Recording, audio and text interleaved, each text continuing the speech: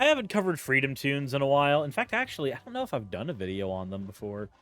I don't know, we'll see. This one's called The Woke Guide to Gender.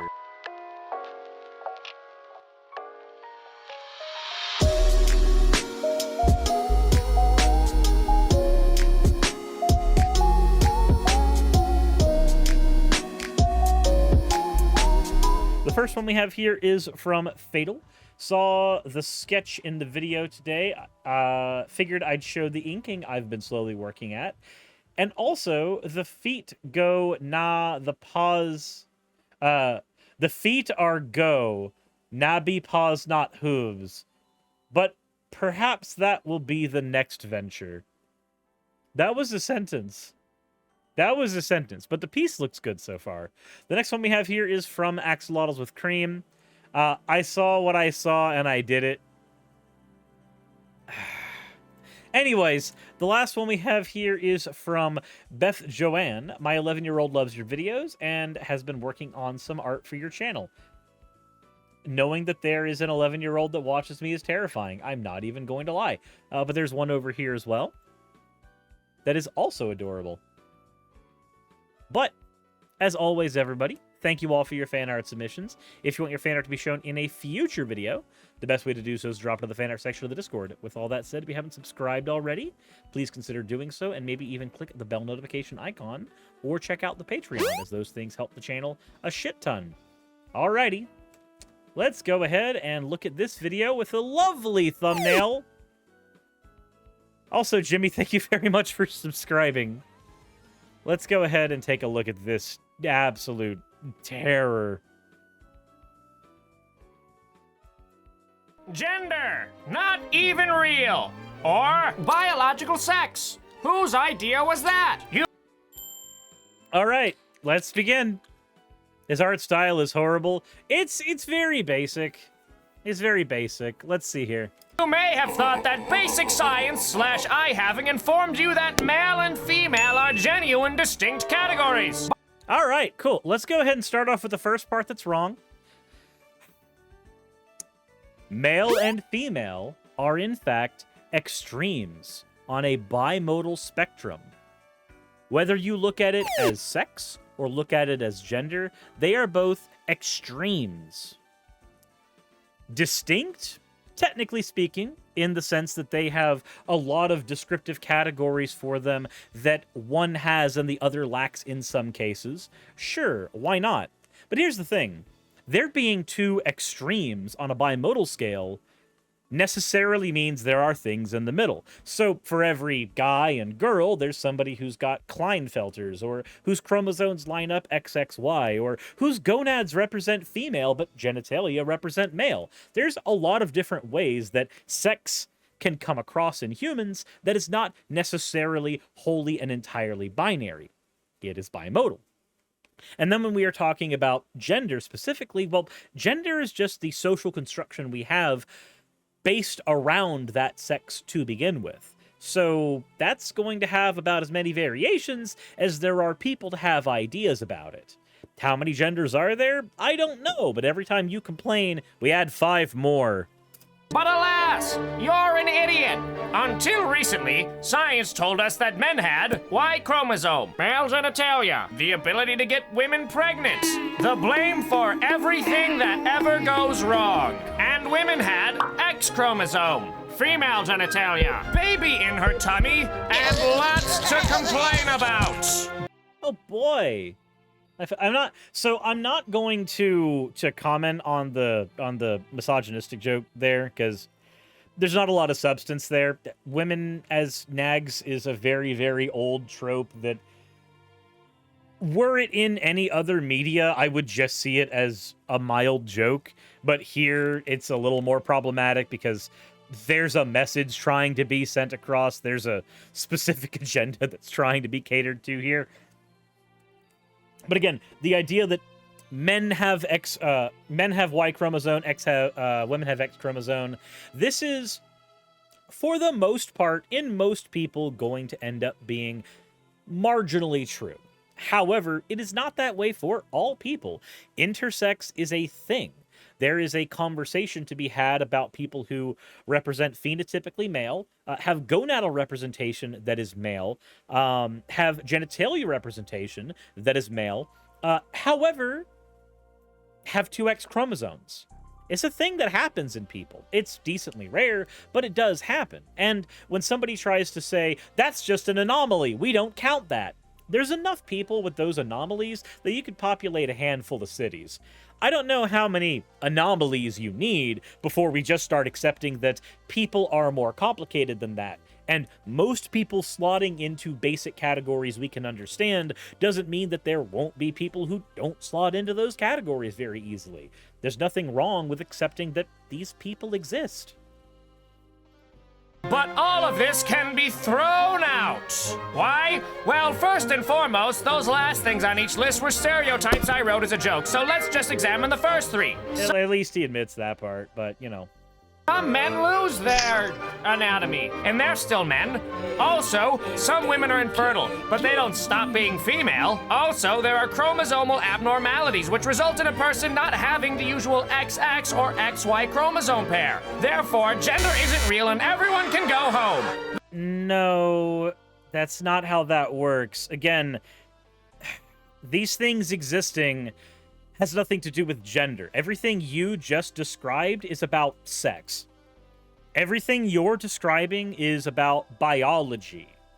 The idea that people's bodies can change over time, the idea that fertility, when we're not even talking about fertility, mind you, we're talking about the presence of a womb. That's the thing that's being talked about there. But if you want to go ahead and strawman the entirety of, I don't know, biology, by all means. Me and Vice Rhino actually did a video on this. I'm going to try to remember to have that video linked in the description below. So instead of me going over every aspect of why this is wrong, I'm just going to be completely greedy and plug everything so that I can get double the ad revenue by referencing to that video me and Vice Rhino did and going back to that one too. That way, you know, if you happen to want to watch another video of mine where we go over the issues with this argument, then by all means, there's a video we can do that with. If I were to recommend a video from somebody that's not me, though, I would highly recommend the video Sex and Sensibility. That video itself goes over a lot of the realities we have about sex, about gender, and it's honestly a really good watch. I would highly, highly recommend it. I have an entire set of notes based entirely off of stuff I found in that video that I found to be incredibly helpful. So, that said, let's go ahead and continue. That's right, not every man is identical to every other man, and not every woman is identical to every other woman. Therefore, sex is a meaningless category which will only be done away with when we finally overthrow men. This is how— No, again, now we're just strawmanning feminism. Sex is a category that we use. The argument is not that sex gets thrown out. The argument is not that sex disappears magically at some point. The argument is that sex is a little more complicated than just men have dick, women have vagina. Like, that's it. That's all it is. Like, all anybody who has a brain is advocating for when we are talking about this is that people understand that sometimes biology is kind of complex. You wouldn't expect human biology to be simple. And again, these different variations existing in people are definitionally why biology is more complex than, you know, this. There's nothing wrong with that. There's nothing wrong with accepting that something is more complicated than a simplistic idea of it that you had growing up. That's just called being honest. Wanting constantly to dumb things down for everyone around you, it feels like it's done not in the pursuit of knowledge, but in the pursuit of laziness.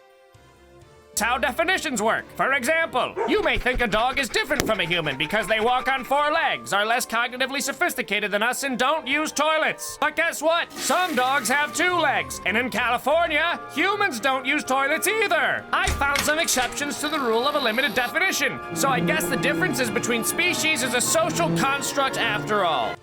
No. The differences in genetics, the differences in biology are indicative of biology being more complicated. The existence of variations between men and women doesn't magically mean that men and women do not exist as descriptive categories for people. All it means is that what we normally perceive of as to be a man or to be a woman is a little more complicated than we originally thought. But that's just talking about biology. It should be noted now that he is dealing now with a category error. Because not only was the original scope error about how we describe biology, but there's also a category error happening here. When we're talking about gender, we are talking about the social construct that has been given to people descriptively, starting with our descriptions of people's sex, but moving into their roles in society, moving into the ways we expect them to act. All that stuff has to do with gender, the way people dress, the way people act, the way people think, as opposed to biology, which is the biological makeup of people. These are 2 different, distinct categories that have some overlap and definitely have areas where one bleeds into the other, but they are still 2 different categories.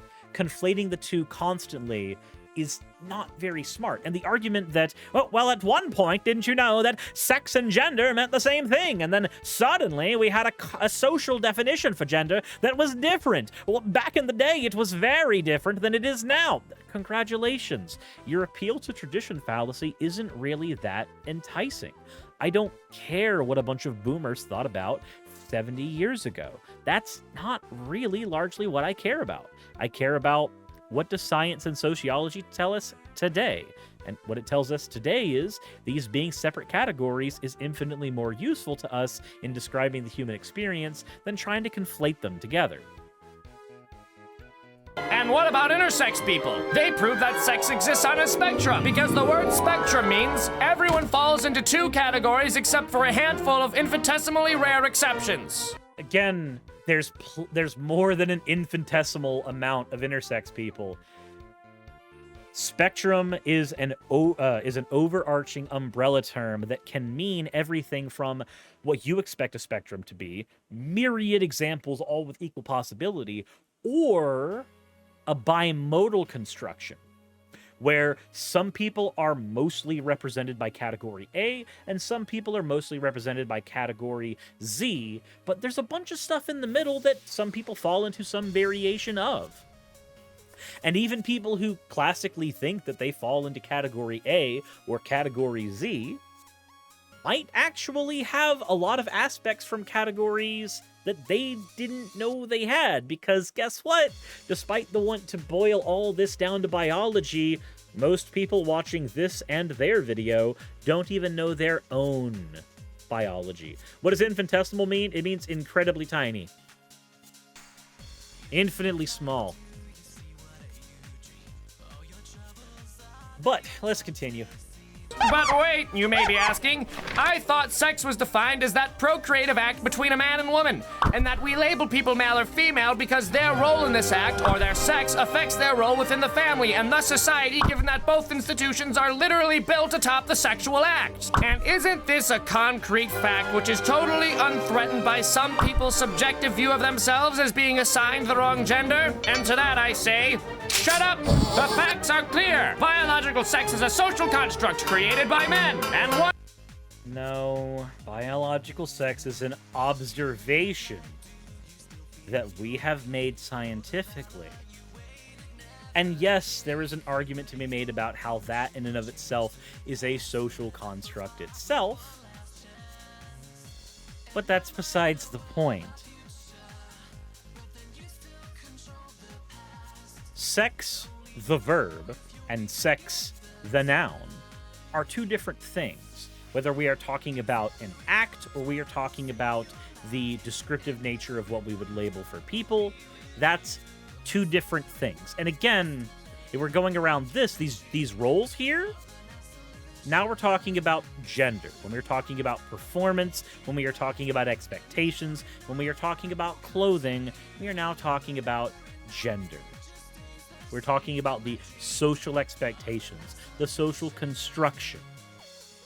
If you'd like something else that's socially constructed, but equally real, and determines everything in your life, let's talk about money. What value does money have? Fuck if I know, and fuck if you know.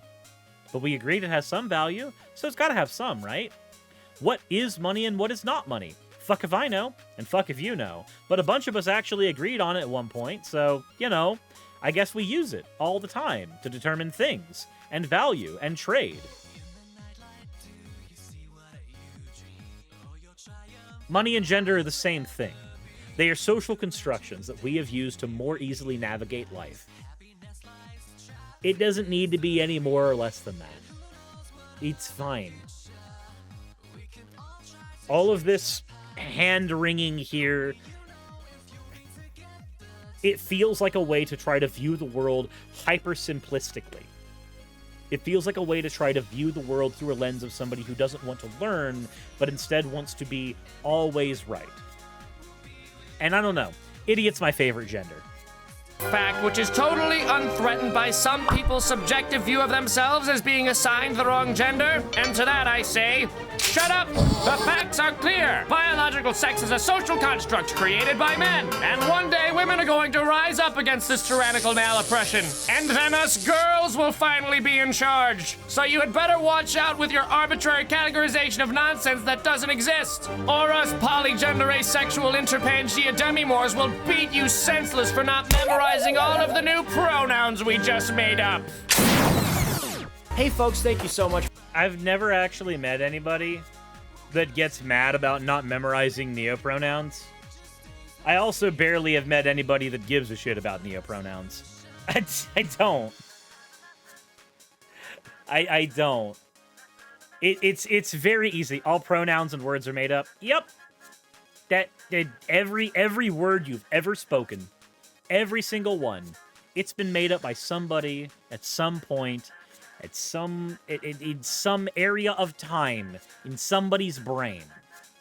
Even the term agnostic was coined by a human being at some point, and yet there are some people who will use the term to describe themselves, and there's nothing wrong with that. What's interpangea? Who knows? But I'll ask him what his gender is later, I'm sure.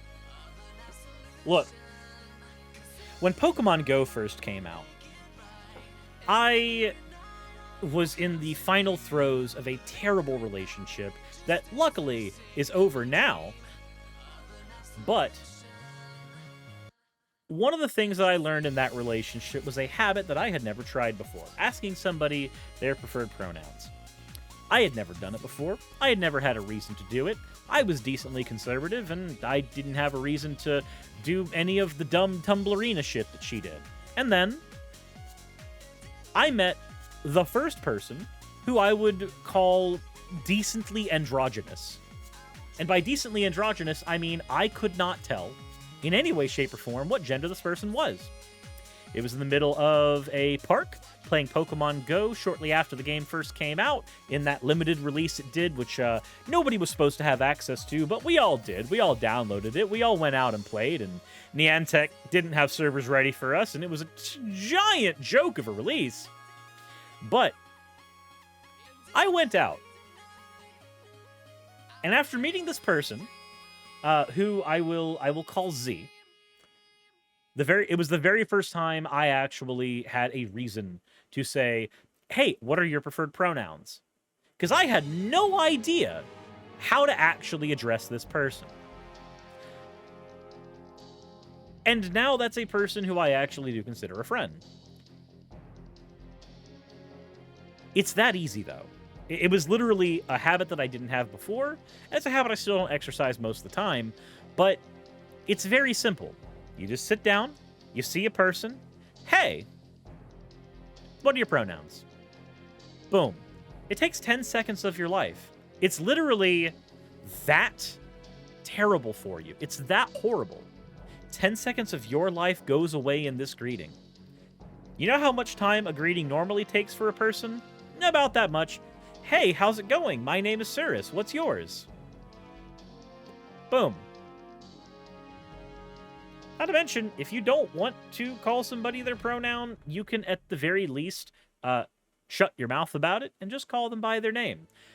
Doesn't mean that you are suddenly not being a problem, but it also means that you will be, at the very least, a little less hurtful. A little less. Not necessarily completely, but a little less. There's ways of navigating these conversations that do not harm people, that don't hurt them. I feel like it would be better, in general, if most of us would actually navigate the world with one primary goal: reduce harm. So let's go ahead and grant for a minute, as wrong as it is, but let's grant for a minute that every single person who believes that they have a pronoun of some kind that you would not normally assign to them, let's assume they're all wrong, for sake of argument. Do you create more or less harm when you do not call them by the pronoun that they tell you that they are? Do you produce more good results or more bad results? If your thing is, well, I'm not going to be incorrect, and I don't want them to be incorrect either, and I'm actually doing better for the world by telling them that they're incorrect, but all you're doing is hurting their feelings and you're not actually changing their mind, then I would say that you're just creating a worse world. You are just making things worse for that person. Even in the world where you're correct, you're just making things worse. Why would you do that? Because even if that person's wrong, ask yourself, how much damage does that even cause? How much damage does somebody mislabeling themselves as LGBTQ or GSRM, how much damage does that cause? By and large, not a whole lot. And if it is one of those strange scenarios where it does cause some kind of harm, I doubt you're enough of a mental health professional to be able to identify it. So it's probably better to just call them by what they prefer. Call people what they want to be known as. Else, why wouldn't we just call you something you don't want to be known as? That's about a habit I have actually developed. If somebody doesn't want to call a trans person their proper pronouns, then I stop calling them their name and start making up names for them. I mean, it's equally valid. But I don't want to because it's too much effort. It's complicated. I swear I'm not a bigot. And you know what? That's another part of the conversation that's interesting to get into. I don't care if you're a bigot. I don't. You know why? I'm utilitarian. I care that you do or don't hurt other people. The person you are in your heart of hearts, I can't identify, and I don't give a shit about. But the effect you have on people, the effect you have on real people out in the real world right now, that's the part I care about.